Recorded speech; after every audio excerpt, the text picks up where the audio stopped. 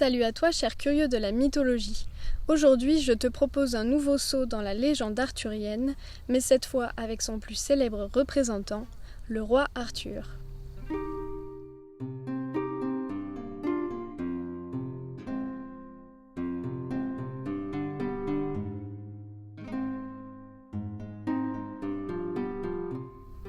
Comme je l'ai déjà évoqué, dans les mythes arthuriens, les naissances ont un rôle important, et celle d'Arthur ne déroge pas à la règle. Comme vous le savez sûrement déjà, Arthur est le fils illégitime du roi Uther Pendragon, le roi des Bretons. Illégitime car il est issu de l'union entre Uther et Hygerne de Tintagel, la femme du duc Gorlois de Cornouailles. Bien sûr, l'histoire aurait pu s'arrêter là et il n'y aurait pas eu grand-chose à dire de plus.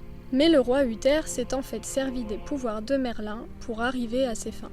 En effet, Uther était très amoureux de la duchesse de Cornouailles, et bien qu'il n'arrêtait pas de lui faire des avances, cette dernière ne cessait de le repousser. Le roi, ayant un tout petit ego, décida de s'entretenir avec Merlin pour trouver une solution. Et oui, car avant d'être le conseiller d'Arthur, Merlin était déjà celui de son père. Ce dernier lui fit donc boire une potion qui le transforma en Gorlois. Polynectar, bonjour! Et tandis que le duc était sur le champ de bataille depuis plusieurs semaines, Uther en profita et un soir se rendit auprès d'Hygerne. Croyant au retour de son mari, la duchesse ne se posa pas plus de questions, et c'est ainsi qu'Arthur fut conçu.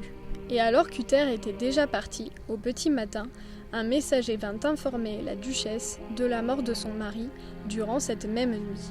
Mais le roi ne s'arrêta pas là. Peu de temps après, puisqu'elle était désormais veuve, il la demanda en mariage.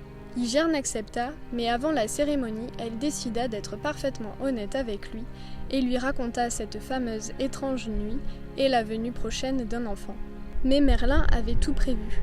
Non seulement il avait fait promettre au roi de ne jamais révéler leur supercherie, mais en plus de cela, il lui avait demandé de lui remettre l'enfant dès sa naissance. Le roi proposa donc simplement à Hygerne, sans lui révéler la vérité, de garder cet enfant secret.